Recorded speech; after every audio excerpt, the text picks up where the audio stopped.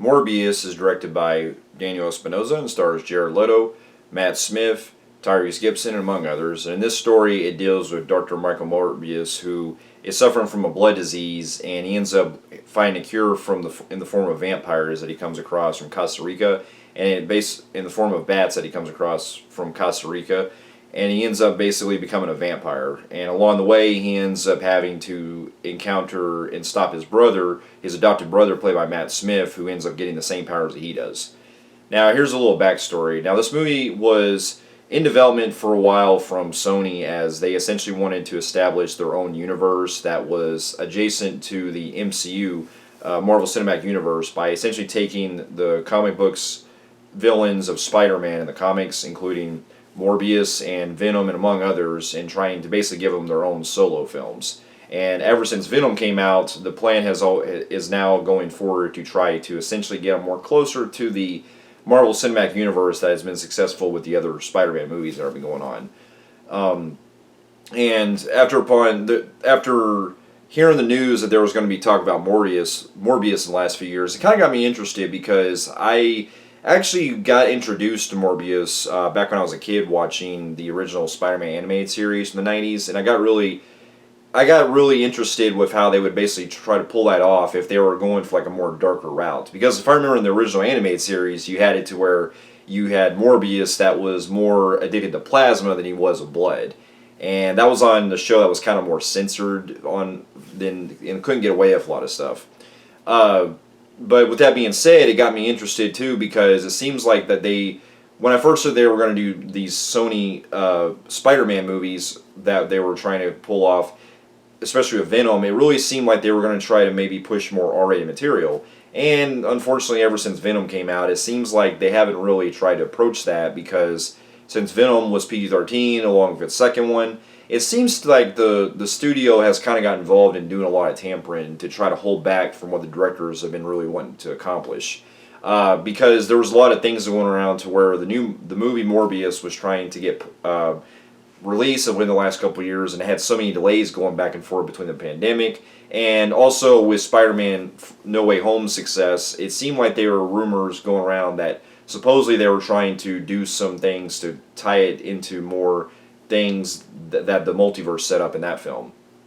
And after many delays since the movie has finally come out, I can honestly say that while I didn't hate the movie, I did find it very forgettable, and it's definitely one that I just didn't really care too much for. Now, to get my pros out of the way, I will say that Jared Leto I thought was pretty good in this. I know there's a lot that are very divisive over his Joker from Suicide Squad, but I appreciate that he wanted to do a different type of anti-hero kind of approach, where he was a lot more reserved in his performance, and I really enjoyed the way he went along with the movie. And I also got the biggest standout for me the most is Matt Smith. Now, I'm not really too familiar with Matt Smith, other than I've heard he's on Doctor Who, but ever since I've seen him in movies like Last Night at Soho and things like that, I feel like the guy is a pretty good actor, and he really does have a lot of fun in this role as playing this villain. And while the writing is not really good with him, because it's very generic and there's really a lot of stuff that's not fleshed out, it does seem like he's having the time of his life in this movie. And the other things I can at least say too is that the movie does have some visuals here and there that look interesting. Like some of the senses and some of the powers that Morbius has with this character, I thought was very interesting, with how he can like have super hearing and things like that, and the way that he moves in a way that's very reminiscent of Nightcrawler from the X-Men movies. Not to compare on that level, but I'm just saying that on that kind of similar look that they go with.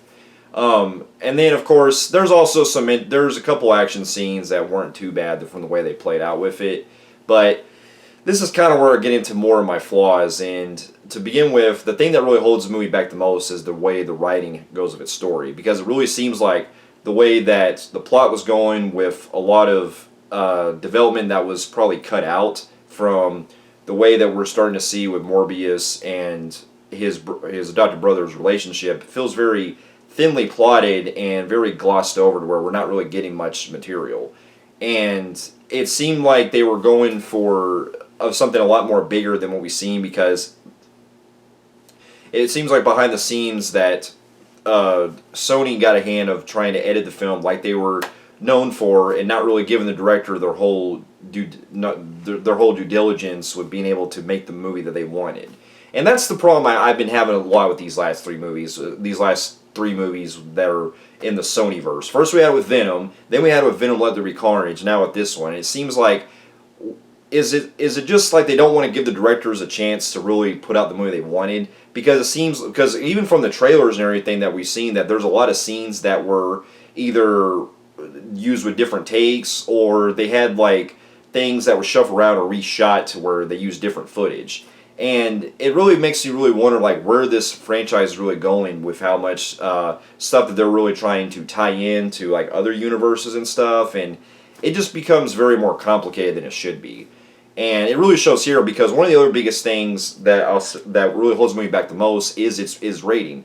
Much like with Venom, and much like with Venom Let There Be Carnage, once again, they just hold back with not being able to showcase a lot of the violence that you expect with this kind of movie. Now, keep in mind, I haven't read the comics of Morbius, but it seemed like from the director what they were intending to do was going for a more like R-rated type of approach with showing vampires, actually sucking blood and stuff. And there are actual scenes where you can hear like the blood, like hearing spewing noise in the background, to where it almost seemed like they cut certain scenes out, or they had to cut away and edit it around to where it seems very, very jumbled, to where you're not really getting what you want out of a vampire movie.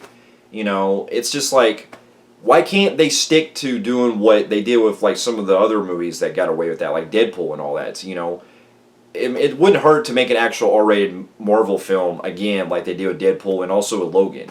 Now I know those are more, popular iconic franchises, and granted those were made at the time by a different studio, but still, if they're planning on doing more stuff like this, especially doing Deadpool 3 with the MCU and everything, it wouldn't hurt to do these movies in R-rated format, especially not trying to alienate the way they intend on trying to showcase what the characters can do and everything. On top of that, one of the other things I felt like the movie really liked the most is there's a lot of scenes that feel like they're either rushed into things, or they're really not really spent a whole lot of time with. Like the relationship that goes on with Morbius and his colleague that he works with along throughout the movie. And it really feels like their romance felt very forced.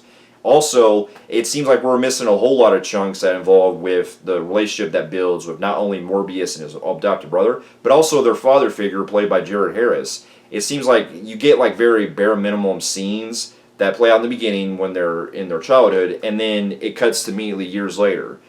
And it just really seems like there's a bigger movie in there than what they intended. And if the movie probably would have went longer and released the version that we probably would have got, it probably would have ran a whole lot smoother.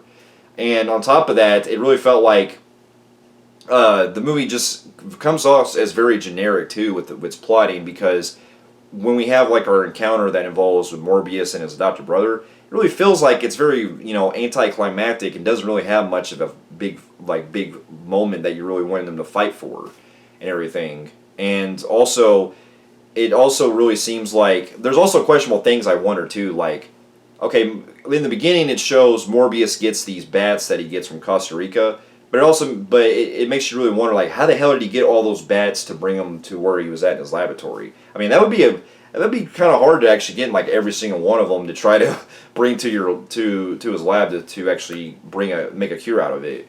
On top of that, the score also seemed like they were going for more of a Hans Zimmer type of score that makes you feel like I'm watching Batman Begins, because it does sound very much like that, like the main theme in that movie.